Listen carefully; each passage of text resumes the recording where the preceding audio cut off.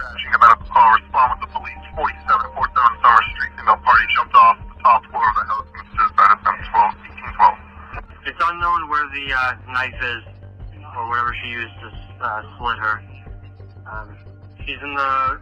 Looks like they're pinging around the back. We'll get that info now. I'm going to get all 3 mutual aids at this time. I'm getting you 3 mutual aid ambulances. I struck the box. We got 3 on the way. Okay, I got 1 here. I got 4 patients total. 7 Summer Street. 30 ambulance in for a suicidal situation. Time of the meeting.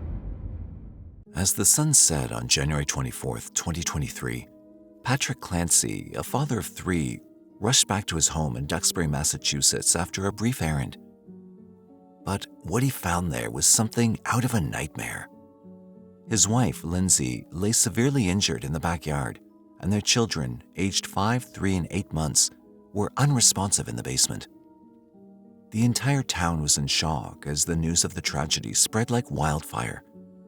And in the investigation that unraveled, the truth was more disturbing than anyone could have ever imagined. What could have possibly happened in that short span of time when Patrick was away? And what secrets were hiding behind the closed doors of the Clancy household? Hi, and welcome back to Mysterious 7, friends. Today, we're looking at the disturbing case of Lindsey Clancy. But first, if you haven't subscribed to our channel, please consider hitting the subscribe button and the bell icon below. So, without any further ado, let's dive right into this mystery. Duxbury, Massachusetts is a small coastal town located about 35 miles southeast of Boston. With a population of just about 16,000 residents, Duxbury is known for its charming New England-style homes and historic landmarks. The town also boasts a number of beautiful parks and recreation areas, including Duxbury Beach, where residents and visitors can enjoy swimming, fishing, and boating. Overall, Duxbury is a charming and idyllic town that offers something for everyone. Whether you're interested in history, outdoor recreation, or the arts, there's plenty to see and do in this picturesque coastal community. And it's here that our story begins. In 2016, Patrick and Lindsey Clancy tied the knot in a beautiful ceremony that left everyone in awe. Fast forward to 2 years later in 2018, the couple took a leap of faith and purchased a charming home on 47 Summer Street in Duxbury, Massachusetts. It was the start of a new chapter in their lives. As their love bloomed, so did their family. In the space of 6 years, the couple were blessed with 3 beautiful children. In 2018, they welcomed their firstborn, a delightful girl they named Cora. And 2 years later, their family grew with the arrival of a bouncing baby boy named Dawson. But that wasn't the end. On May 26, 2022, the Clancys welcomed their newest bundle of joy, a baby boy named Callan. The Clancys' children were a beautiful blend of unique personalities, and their journey together was nothing short of enchanting. Cora, for instance, was a beautiful girl with a heart of gold. She dreamed of being a doctor and a mother someday, and often practiced by giving her little brother Callan checkups, which melted her parents' hearts. Dawson, the second-born, had bold brown eyes that sparkled with warmth and friendship. He had a natural talent for humor and was incredibly generous, always willing to share his toys with others. The youngest of the Clancy bunch, Callan, was the epitome of a happy baby. From the moment he was born, he hardly ever fussed and was always smiling. His parents affectionately nicknamed him Happy Callan because of this. Lindsay and Patrick were the ultimate parenting duo, with a deep love and devotion to their children that knew no bounds. Lindsay was the embodiment of motherhood, paying close attention to every little detail when it came to her kids. As a labor and delivery nurse at Massachusetts General Hospital, Lindsay was no stranger to caring for others, but her passion for her children knew no bounds. Her love for them was evident in everything she did, from working out while carrying her little ones to pushing Dawson in his stroller while Cora pedaled her tricycle beside her. Every moment spent with her children was precious to her, and she savored every second. Patrick was no less dedicated to his family. He was a businessman and had a home office in the basement of the family house. But despite his busy schedule, he was always eager to take his kids on adventures and explore the world with them. From scooting through the park to skiing down the slopes, nothing was too big or small for this loving father. He knew that his children were his purpose in life, and he never took that responsibility for granted. Watching them grow and thrive was a true joy for him, and he knew that his love for them would only continue to grow with each passing day. For a while, life seemed to be going perfectly for the Clancy family. They were happy, healthy, and filled with love. But all of that was about to change in an instant when tragedy struck without warning. On the morning of January 24th, 2023, the world was coated in a pristine blanket of snow. Lindsay and her daughter Cora were up early for Cora's pediatrician appointment. Lindsay, who'd been on maternity leave since her youngest son, Callan, was born, was eager to ensure that her daughter was in perfect health. After their appointment, Lindsay and Cora returned home and joined Dawson outside in the snow. They giggled and played in the snow and built a magnificent snowman. Lindsay captured the moments through pictures, sharing the joy with her mom and husband. The day quickly went by, and as the afternoon set in, Lindsay began to think about dinner plans. She searched online for the driving time to the 3V, a restaurant in Plymouth. Later, at 4:47 p.m., she phoned CVS Pharmacy in Kingston to inquire about children's Miralax, a laxative medication for kids. Unfortunately, the manager informed her that they didn't have it in stock, but suggested some alternatives. As she got off the phone with the pharmacy, she texted her husband Patrick, who was working in his home office in the basement, asking if he wanted to order takeout for dinner. He agreed, and she quickly placed an order for a Mediterranean power bowl for herself and a scallop and pork belly risotto for him. She also asked him to pick up the kids' medication on his way back. At 5:10 p.m., the order was placed, and a few minutes later, Patrick headed out to pick up the takeout and medication. As the clock struck 5:33 p.m., Patrick pulled into the CVS Pharmacy parking lot in Kingston. He rushed to the children's aisle and reached for his phone to call Lindsay and confirm the medication they needed, but there was no answer. A minute later, Lindsay called back and was able to confirm what he was to get. He picked up the food, and the Mediterranean power bowl and scallop and pork belly risotto filled his senses. He couldn't wait to get back home to enjoy the meal with his family.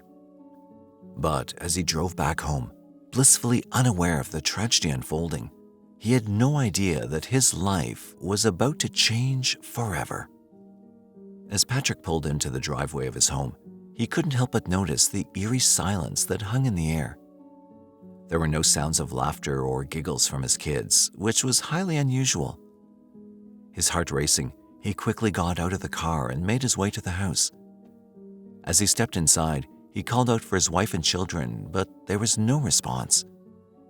The emptiness of the house made him feel like he had entered a horror movie set. He began to ascend the stairs, his heart beating faster and faster with each step. When he reached their second-floor bedroom, he found the door locked. This made him suspicious, and his mind raced with thoughts of what could have happened. He jiggled the handle of the door a few times, but it wouldn't budge. Growing impatient and scared, he eventually forced the door open, and his eyes fell upon a gruesome sight. The floor was covered in blood, and the window was wide open, flapping in the breeze. Fear gripped his heart. A quick glance outside the window, and his worst fears were confirmed. Lindsay was lying motionless on the ground 20 feet below. It was a scene straight out of a nightmare.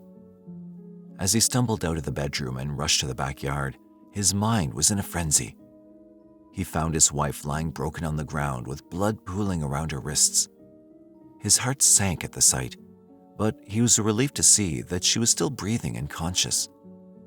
When he asked her what had happened, she told him to his surprise that she'd tried to kill herself and jumped out of the bedroom window. Patrick's mind went into overdrive. How could this be happening? He quickly dialed 911 and Sorry, dispatching about a call. Respond with the police. 4747 Summer Street. Female party jumped off the top floor of the house in the suicide attempt 1812. It's unknown where the knife is, or whatever she used to slit her. She's in the... Looks like they're pinging around the back. We'll get that info now. I'm gonna get all 3 mutual aids at this time. I'm getting you 3 mutual aid ambulance cabs. I struck the box. We got 3 on the way. Okay, I got 1 here. I got 4 patients total. 7 Summer Street. 3rd ambulance in for a suicidal situation. Time of Explained the situation to the operator. As he waited for the ambulance, he wondered where their children were. Lindsay informed him that they were in the basement. Patrick's heart raced as he sprinted down to the basement, his worst fears coming to life before his eyes. He shouted out for his beloved children, Cora, Callan, and Dawson, but there was no response. As he reached the den area, his heart sank. The sight before him was unimaginable. The children lay motionless on the ground with exercise bands wrapped tightly around their necks. Patrick's hands shook as he frantically tried to remove the bands, begging his children to breathe. But it appeared to be too late. The children had been strangled and were not responding. The weight of the tragedy was too much for him to bear. The sound of sirens in the distance jolted Patrick out of his despair. Officers and paramedics arrived and immediately took over, loading the children into ambulances and rushing them to Beth Israel Deaconess Hospital, Plymouth. Meanwhile, Lindsay was also transported to South Shore Hospital in Weymouth for treatment. The clock ticked as Patrick waited for news concerning his family. His heart was heavy with grief and fear as they prayed for his children's survival. However, at 7:28 p.m., his world came crashing down when the doctors delivered the devastating news that Cora and Dawson had passed away. His heart shattered into a million pieces, and Patrick struggled to come to terms with the tragedy that had befallen his family. But amidst the darkness, a glimmer of hope emerged. Callan, miraculously, was still fighting for his life. The doctors were able to revive him, and he was quickly transported by medical flight to the Boston Children's Hospital. Though he was in critical condition, the medical team continued to work tirelessly to save his life. Patrick clung on to the hope that his youngest child would pull through the nightmare and bring light back to his shattered world. On the 25th of January 2023, which was the day after the heartbreaking event, the authorities issued an arrest warrant for Lindsay on multiple charges, including 2 counts of homicide and 3 counts of strangulation. As the investigation progressed, it became clear that Lindsay had played a role in the murder of her own children. The news shook the entire community to its core. People couldn't comprehend how a mother who seemed so normal could take the lives of her own children. Amidst the chaos, Lindsay remained unconscious in the hospital, unable to explain the motive behind her actions. The once peaceful town continued to grieve for the innocent lives lost and struggled to come to terms with the reality of what had transpired. The morning of January 27, 2023 was a dark one, as little Callan's fight for life came to a heartbreaking end at 11:18 a.m. Despite the valiant efforts of the medical staff at Boston Children's Hospital, the 8-month-old had suffered permanent brain damage. His tiny body could not withstand the damage inflicted by the exercise band around his neck. It was a tragedy that shook the entire community to its core. Meanwhile, Lindsay, who'd been unconscious for days, finally opened her eyes. Although she was intubated, she used a whiteboard to communicate her thoughts. Her body had suffered immense damage from the fall, and she was paralyzed from the waist down. But even in her vulnerable state, the authorities did not hesitate to press charges against her. The evidence was overwhelming, and there was no escaping the truth. The road to justice for the tragic events of January 24th was just beginning. Patrick finally found the courage to speak up on January 28th, 2023. His heart-wrenching post on the family's GoFundMe page left a lump in the throats of thousands who read it. Devastated and shattered by the loss of his precious children, Cora, Dawson, and Callan, he poured out his heart in the post. He talked about the unimaginable pain and shock he was going through, and how he felt completely lost without his children, who were the essence of his life. Despite everything, he found it in his heart to forgive Lindsay and asked others to do the same. He also reminded everyone that the real Lindsay was generously loving and caring towards everyone. Following the post, the outpouring of support and love for Patrick and his family was immense, with people from all over the world donating to the family's medical bills, funeral services, and legal help. On February 6, 2023, Lindsay made a phone call to her husband in the presence of Dr. Paul Ziesel, a renowned psychologist who had been hired by her lawyer to assess her mental state. In that call, she made a shocking confession that left everyone stunned. Lindsay revealed that after Patrick had left their home on January 24th, she'd experienced a moment of psychosis and heard voices in her head. She claimed that a man's voice had instructed her to take the lives of her precious children and to end her own life, as it was her last chance to do so. The gravity of her words left Patrick and the psychologist speechless, and the implications of her confession left them with a lot to contemplate.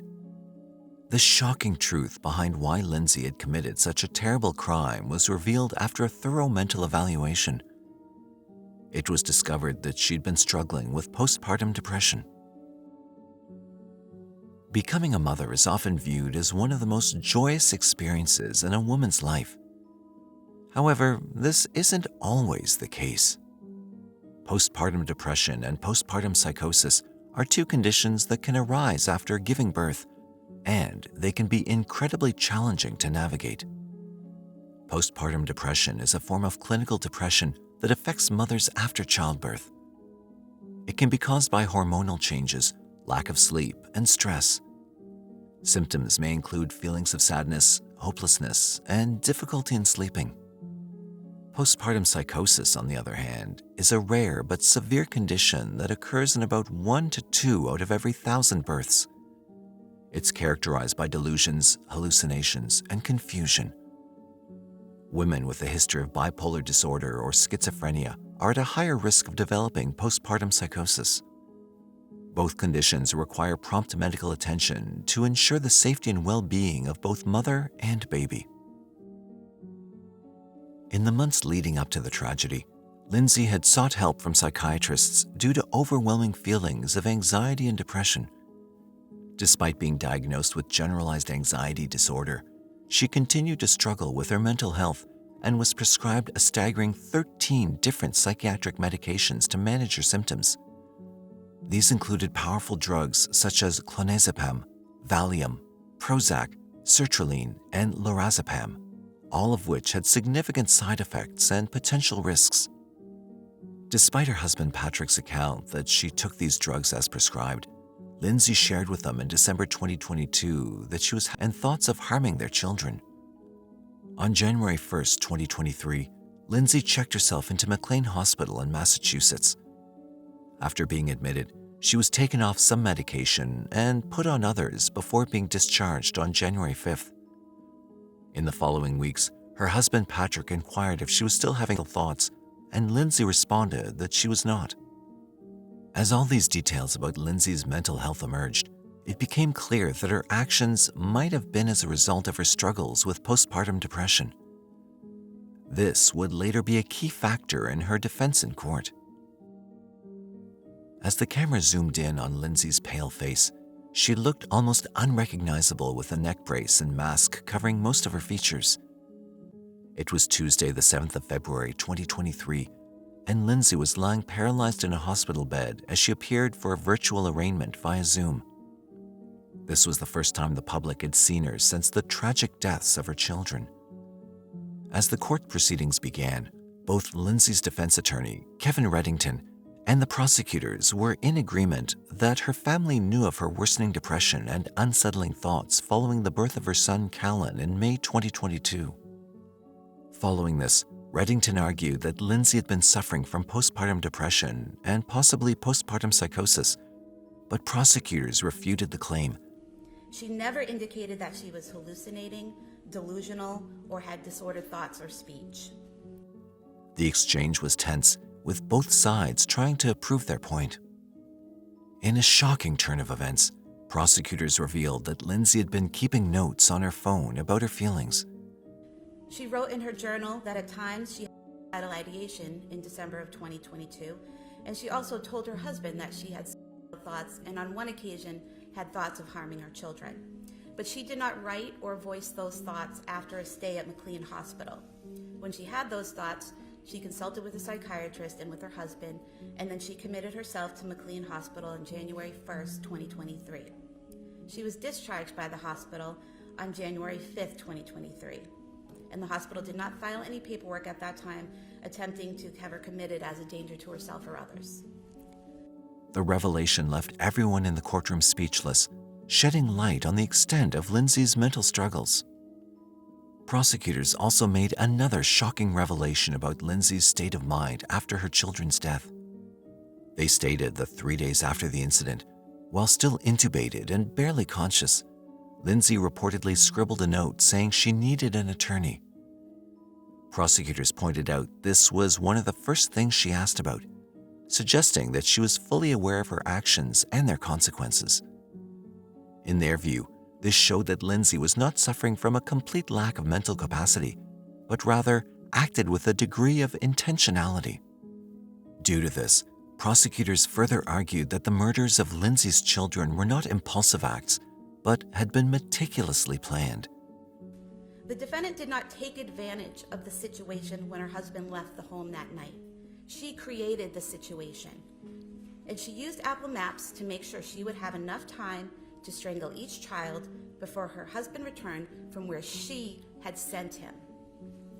The defendant is a danger to herself and others. She planned these murders, gave herself the time and privacy needed to commit the murders, and then she strangled each child in the place where they should have felt the safest, at home with their mom.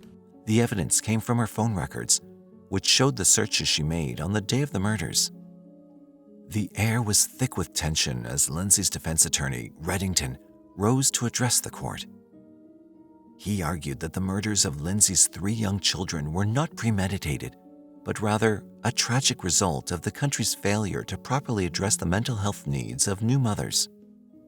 Reddington painted a vivid picture of a woman who was failed by the medical professionals who were supposed to help her. He pointed out that Lindsay was prescribed a cocktail of medications that did more harm than good, leaving her unable to experience genuine emotions. We all know that this woman is, as counsel concedes apparently, a danger to herself. I question whether she would ever make it to a trial. She's extremely emotional. However, she's unable, and has been unable, to express any happiness or sadness or cry. And in fact, sometime about a month or 2 ago, she made the comment, "I just wish that I could feel something." The drugs had left her in such a state that she was now under 24/7 suicide watch. The defense attorney's words were met with mixed reactions in the courtroom. Some nodded in agreement, while others seemed skeptical of his claims. As the courtroom proceedings continued, a wave of letters of support for Lindsay flooded in, telling stories of their own struggles with postpartum depression and rallying to her defense. From old friends to complete strangers, each letter vouched for her character, slamming her extensive list of medications and expressing their firm belief that Lindsay could not have been responsible for the death of her 3 beloved children. The letters carried a common thread of empathy and understanding towards the struggles that women face during and after pregnancy, and a collective call to arms for the need for more resources and support for women suffering from postpartum depression. As the courtroom drama continued, the prosecution made it clear that they were not buying Lindsay's attorney's defense strategy. They strongly rejected the idea that she was a mere victim of excessive medication and antidepressants. With the stakes high, they pushed for her to be kept in custody without bail. The judge, however, ruled that Lindsay would remain in the undisclosed hospital, where she'd been since the day she allegedly killed her 3 children. Lindsay's fate now rests in the hands of a grand jury who will decide whether she should be charged with murder. The suspense is palpable as everyone awaits the decision. Her next court date is on July 25, 2023, and it remains to be seen what the future holds for this tragic case. The case of Lindsey Clancy and the tragic deaths of her 3 children has left many questions unanswered. It is indeed a heartbreaking and complex situation that has shaken the community. As we reflect on this case, it raises important questions about mental health, the postpartum period, and the support available for women who are struggling. What more can be done to ensure that women receive the help they need during this vulnerable time? And how can we prevent tragedies like this from happening in the future? Let us know your thoughts in the comment section. Don't forget to like, comment, share, and subscribe to the channel. Stay safe, and thanks for watching.